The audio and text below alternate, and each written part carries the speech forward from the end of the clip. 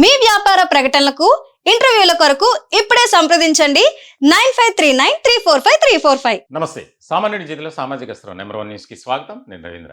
ఆంధ్రప్రదేశ్లో రాజకీయాలు కాస్త ఆసక్తికరంగా మారే చర్చనీయాంశమైనటువంటి టాపిక్గా మారింది. ముఖ్యంగా కూటమికి అలాగే వైఎస్ఆర్సీపీకి మధ్య నడుస్తున్నటువంటి వార్ అనేది రోజు రోజుకి అది కాస్త పెరుగుతూనే ఉంది. ఎందుకనంటే వైఎస్ఆర్సీపీ ఆ పర్యటనని ఈ పర్యటనని కవ్వింపు చర్యలకు పాల్పడుతుంది అనేది ఒకటంటుంటే, కూటమి ప్రభుత్వం కావాలని మమ్మల్ని ఉద్దేశపూర్వకంగా ఇబ్బందులకు గురి చేస్తున్నారు అనేది వైఎస్ఆర్సీపీ నేతల ఆరోపణ, అలాగే వారి యొక్క అభిప్రాయం. ఇటువంటి క్రమంలో తాజాగా మాజీ ముఖ్యమంత్రి వైఎస్ఆర్సీపీ అధినేత వైఎస్ జగన్మోహన్ రెడ్డి నెల్లూరు పర్యటనలో చోటు చేసుకున్నటువంటి పరిణామాలు చాలా ఆసక్తికరంగా మారాయి. వాస్తవానికి కొన్ని పర్మిషన్స్ ఇచ్చారు.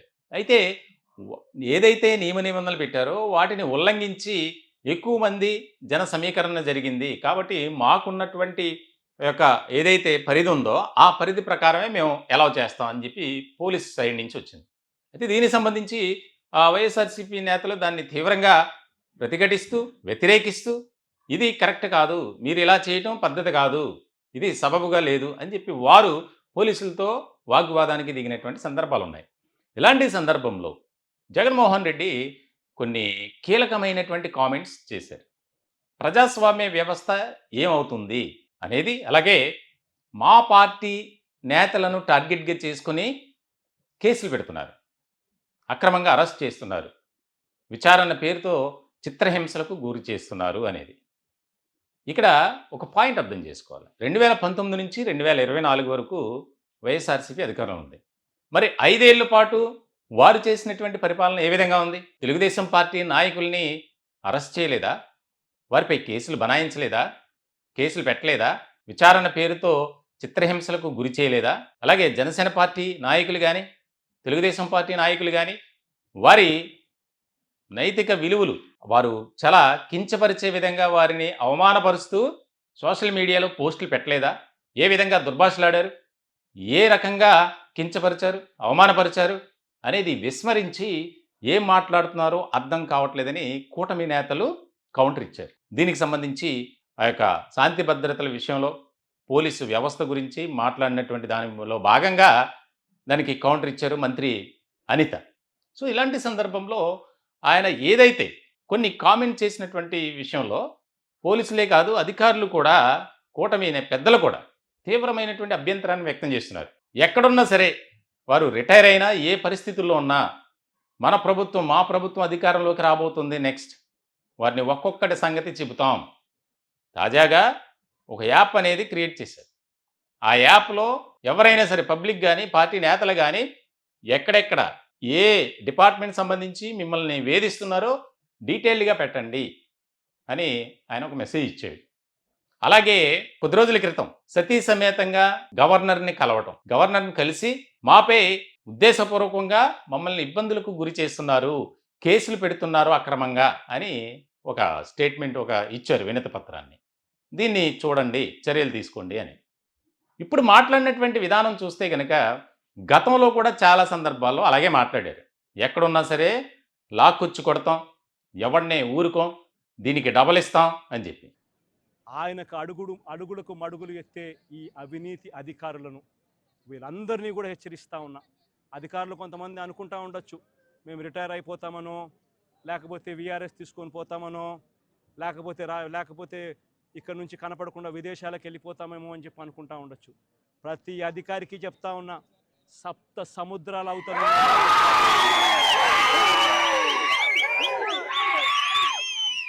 సప్త సముద్రాలు అవతలున్నా చెప్తా ఉన్నా.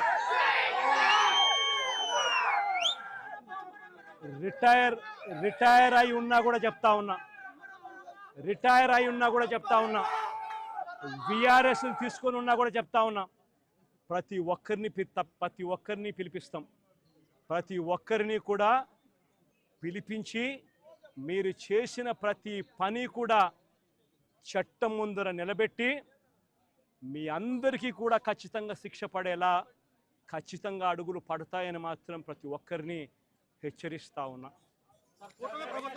దీనికి సంబంధించి ఇప్పుడు పోలీసు వర్గంలో తీవ్రమైనటువంటి అభ్యంతరం వ్యక్తమవుతుంది. మా పరిధి ప్రకారం మేము పనిచేసాం, మాకు ఉన్నతాధికారులు ఆదేశాలతోనే ముందుకెళ్ళాం. దానికి సంబంధించి కొన్ని నియమ నిబంధనలు పెట్టారు, వాటిని అతిక్రమిస్తే అక్కడ ఉన్నటువంటి పరిస్థితులను బట్టి మమ్మల్ని మూవ్ అవ్వమన్నారు అనేది వారు చెప్తున్నారు. మొత్తానికైతే ఆయన మాట్లాడినటువంటి ఏదైతే మాట్లాడిన తీరుందో దాన్ని మళ్ళీ ఖచ్చితంగా అభ్యంతరం వ్యక్తం, అది క్షమాపణ చెప్పాలి.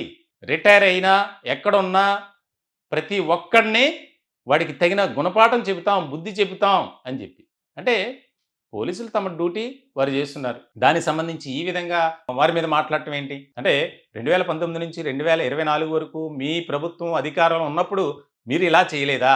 ఎంతమందిని అరెస్ట్ చేశారు, ఎంతమందిని ఇబ్బందులకు గురి చేశారు, ఎంతమంది అధికారులను మీరు వేధించారు అనేది ఒక చర్చ జరుగుతుంది అధికార వర్గాల్లోనూ రాజకీయ వర్గాల్లో కూడా. దీనికి సంబంధించి ఒక ఆయన ఎప్పుడు మాట్లాడేటువంటి పాత మాటే, సప్త సముద్రాలు అవతల ఉన్నా సరే మేము అధికారంలోకి రాగానే వారిని తీసుకొస్తాం, లాక్కొస్తాం, పాతి పెడతాం, బొంద పెడతాం, ఇట్లా రకరకాలుగా మాట్లాడినటువంటి తీరుని ఇప్పుడు వ్యతిరేకిస్తున్నారు కొంతమంది అధికారులు కానీ ఇటు కూటమి పెద్దలు. దీనికి సంబంధించి మీరు ఎన్ని చేసుకున్నా ఏం చేసుకున్నా ఒరిగేదేమీ లేదు, మీరైతే అధికారంలోకి రారు, అది పగటి కల అని చెప్పి కూటమి పెద్దలు. మొత్తానికైతే ప్రజాస్వామ్య వ్యవస్థలో ప్రజాప్రతినిధిగా ప్రజల పక్షాన నిలబడి పని చేయాల్సినటువంటి ప్రజాప్రతినిధులు, మన నాయకులు, పాలకులు ఈ రకమైనటువంటి నోటికి పదును పెట్టడం, ఈ రకంగా మాట్లాడటం అనేది కరెక్ట్ కాదు అనేది కొంతమంది రాజకీయ నిపుణులు కానీ కొంతమంది పెద్ద మనుషులు ఎవరైతే ఉన్నారో సమాజంలో వారు వ్యాఖ్యానిస్తున్నారు, తమ అభిప్రాయాన్ని వ్యక్తపరుస్తున్నారు.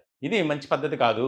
రాబోయే తరానికి ఎవరైతే రాజకీయాల్లోకి యువతరం కానీ కొత్త తరం కానీ రావటానికి ఇష్టపడతారో ఇటువంటి వారి పట్ల ఇలా మాట్లాడుకుంటూ పోతే ఎవ్వరూ కూడా సాహసం చేసి ధైర్యం చేసి ముందుకు రారు. ప్రజాస్వామ్య వ్యవస్థలో ఇదే కొనసాగితే రాబోయే కాలంలో చాలా దుష్పరిణామాలు చోటు చేసుకుంటాయనేది వారి అభిప్రాయం. మొత్తానికైతే నెల్లూరులో వైఎస్ఆర్సీపీ ఏదైతే ప్లాన్ వేసిందో దాన్ని ఖచ్చితంగా ఫెయిల్ అయింది, బెడిసికొట్టింది అనేది రాజకీయ వర్గాల్లో చర్చ జరుగుతుంది. దీనికి సంబంధించి మేము ఖచ్చితంగా ఎదుర్కొంటాం, మాపై ఎన్ని కేసులు పెట్టినా, మాపై ఎలాంటి ఇది చేసినా అని చెప్పి. తప్పు చేయలేదా? తప్పు చేశారు కాబట్టే చట్టం తన పని తాను చేసుకుంటూ పోతుంది.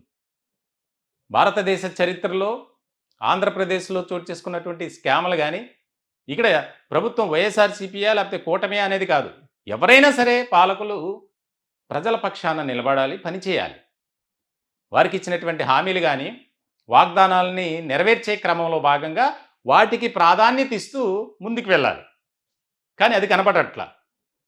దౌర్భాగ్యమైనటువంటి పరిస్థితి. మన 2 తెలుగు రాష్ట్రాల్లో ప్రజాస్వామ్య వ్యవస్థలో రాజకీయాలు అలా మారాయి. సో మొత్తానికైతే జగన్ చేసినటువంటి కామెంట్స్ ఏవైతే ఉన్నాయో దానికి సంబంధించి తీవ్రమైనటువంటి అభ్యంతరాన్ని వ్యక్తం చేస్తుంది పోలీసు వ్యవస్థ. అలాగే రాజకీయ వర్గాల్లో కూడా చర్చ జరుగుతుంది. ఈ టాపిక్పై మీ యొక్క కామెంట్స్ కూడా తెలియజేయండి. ఈ టాపిక్పై మీ విలువైనటువంటి అభిప్రాయాలను కూడా కామెంట్ రూపంలో తెలియజేయండి. దయచేసి మా ఛానల్ని సబ్స్క్రైబ్ చేసుకోండి. Thank you.